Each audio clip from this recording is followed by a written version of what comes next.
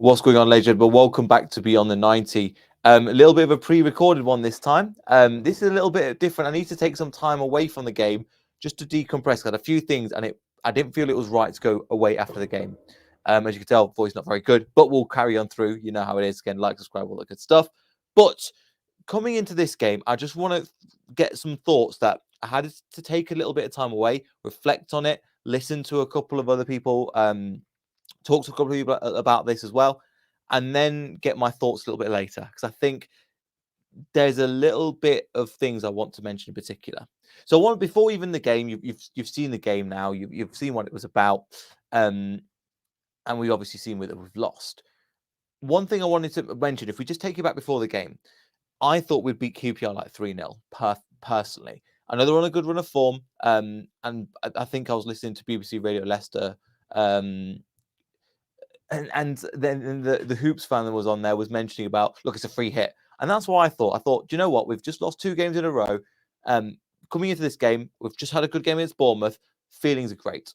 And that's how I felt about this coming into this game. We've rotated heavily against Bournemouth.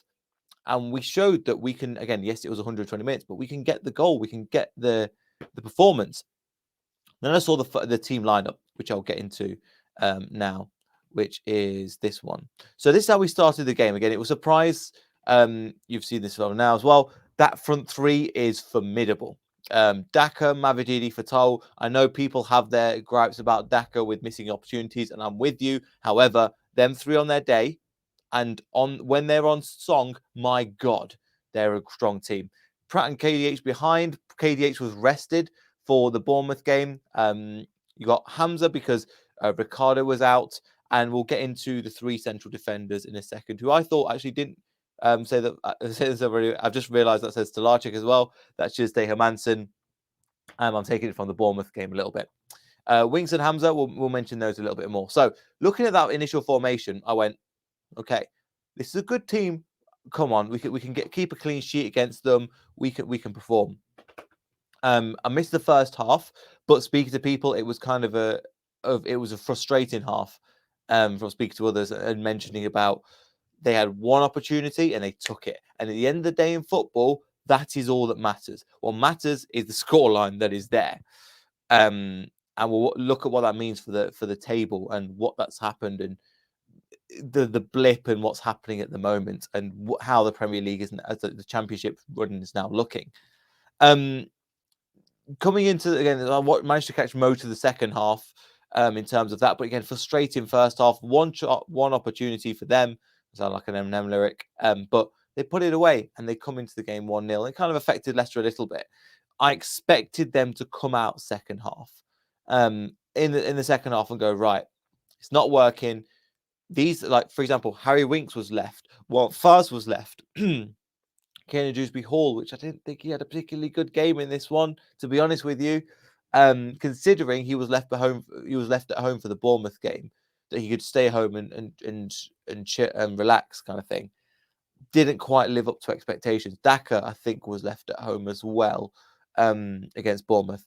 So you expecting fresh legs for this game, and something just didn't click. You compare this to the Middlesbrough game. The first game, so we're 3 losses on the row now. First game against Middlesbrough that we lost. In that game, when it came, if you felt that game went on for 120 minutes, towards the end of the game, we were creating opportunity after opportunity after opportunity, and I felt like we could get a win out of that game. Even though we lost it, I was fully confident. The Leeds game was a complete. It was a little bit of a blip, but also 2 deflections. It was a bit of a raw case, and I made the case and what Enzo should do. I'm not saying armchair manager. I know what it is, but he should have sat them down and gone, listen to the Leeds crowd. So again, for those of you that are Leicester fans, go look at our channel and look at the comments and what people are saying.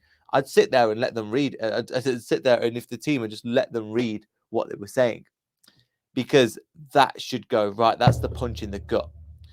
They had a rest against Bournemouth. Some of the key players, like Hermansen, Hermansen was the one had rest. Didn't think he had too much of a game, but some of the key spine of the team had a rest in the game.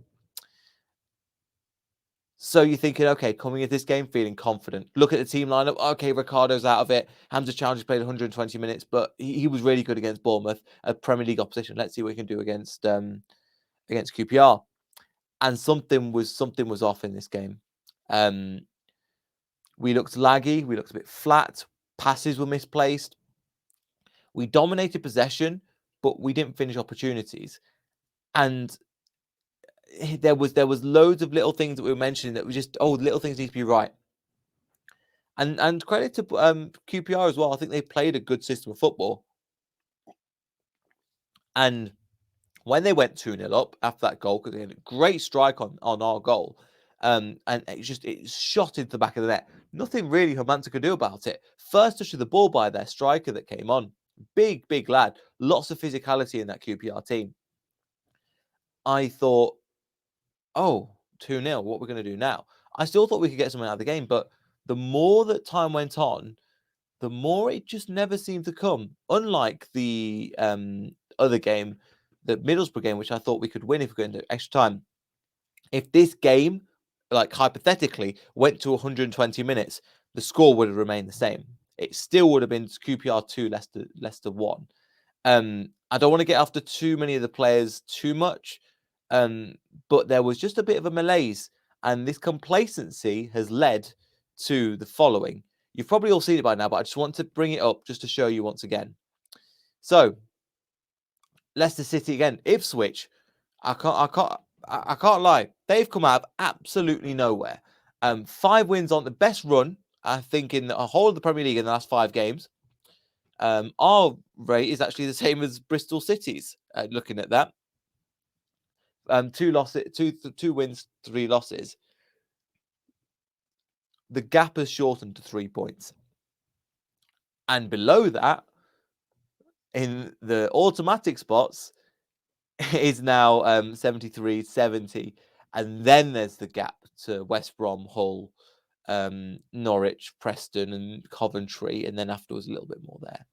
So, granted, there were some teams that had to play their games in hand, but again, points on the door is what matters. We're slowly being roped into this now. I think we've had this before, with where we were on the same points against Ipswich. However, the gap where we were from the 10 points has now drastically shrunk because of the likes of Southampton. Again, they were 3-3, one last minute, 4-3, they get the 3 points. Leeds drew today's game. Ipswich won 2-0. So coming into this game with Leicester, it's not looking great.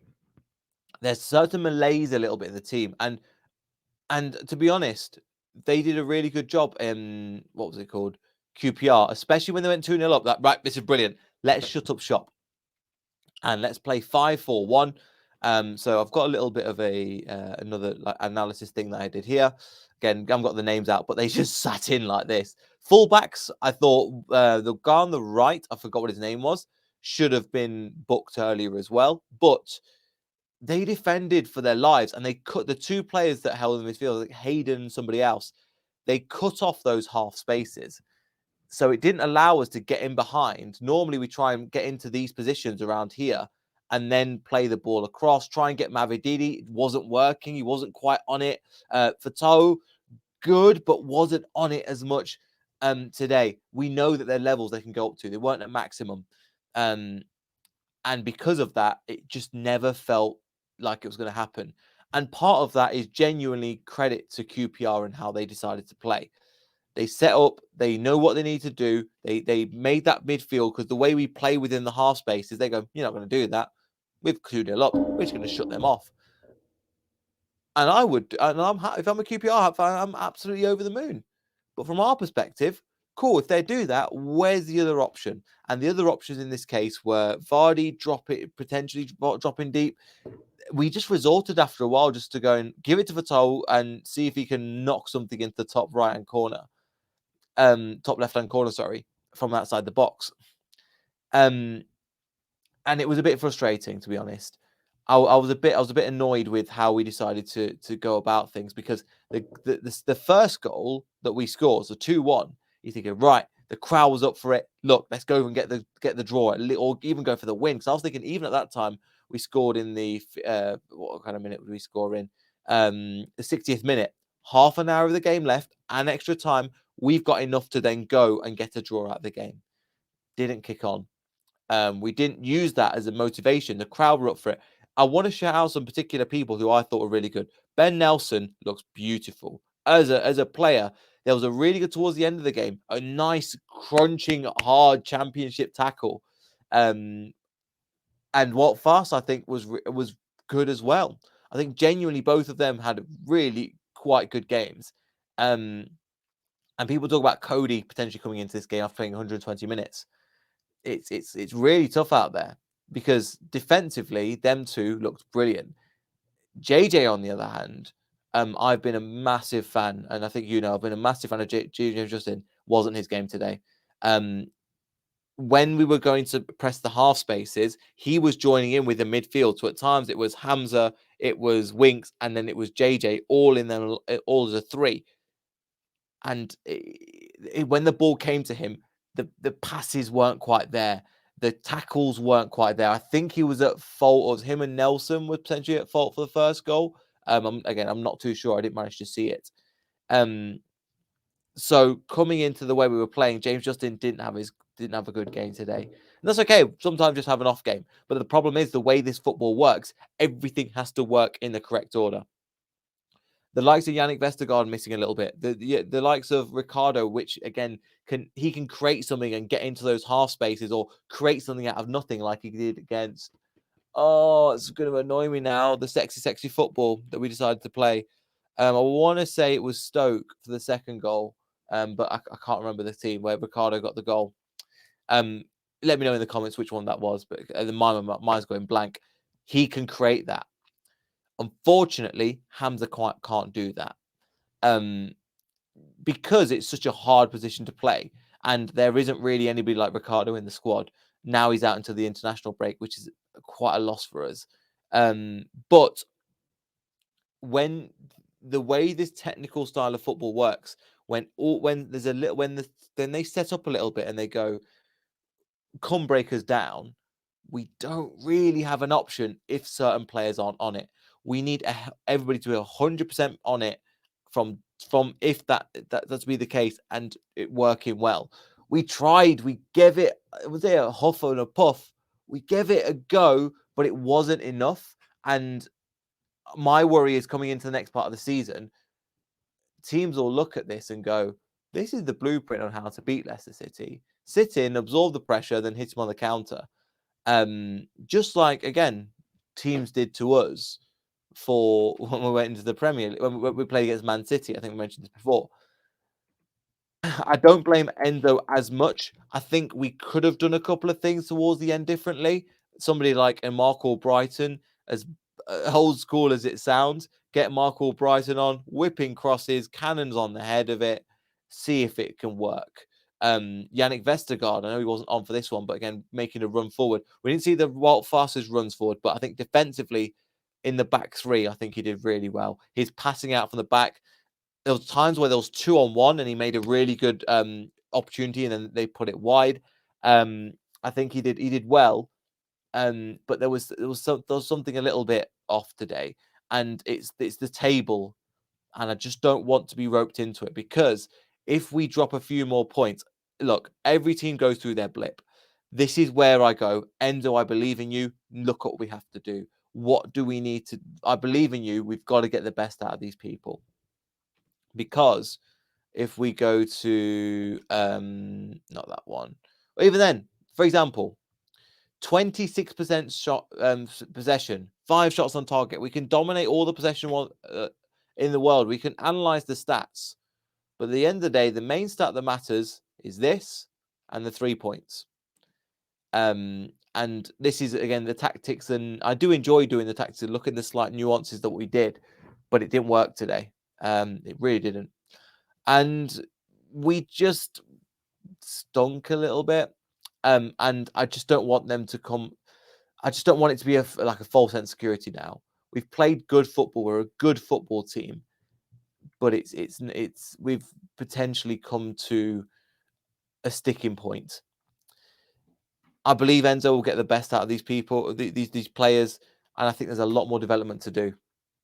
But at the same time, I'm not too. The way that the other teams have roped us in with three losses, and they've just gone on win. That gap is only like, if I know we've got Sunderland in the next game, but that gap's a lot smaller than it was. I still believe that we'll finish top. But the likes of Southampton, Ipswich have come, Leeds are now there, and they've beaten us, are in a really good position to try and finish. Now this is looking like the championship that I thought it was going to be. We're woken up from this fairyland because we were just bossing the championship. 3 losses in a row is enough to bring people back into the position. And I'm hoping that we are going to learn from this. I know I keep saying this, but considering we had a break against Bournemouth and some of these players had rested, considering that we lost against Leeds and that must have hurt some of these team. We need to get this mentality of bottling it out of the team. We've done it not last year, but 2 years before that. This needs to improve. We can't do this again. I don't think we will, but I can't. Enzo, please, man, we've got to get this out of the team because it's not on. We need the captains to stand up. We need the players that have been in these positions to know how to lead us into the next round, even if that means bringing in Connor Cody. Even though defensively, I didn't think we were too bad today. I think Harry Winks was good. I thought Hamza wasn't too bad, but you could see he was a little bit leggy, and as you can expect, I don't think they were expecting him to play, but with Ricardo picking up the muscle injury, there isn't really anybody that can play that inverted right back role. So Hamza Chowdhury it is. He wasn't as good as he was against Bournemouth, but it works against certain styles. I just hope that this is a criticism I had of Leeds, where they'd beat a team like us, but they'd struggle against a low block, and we might be doing exactly the same thing.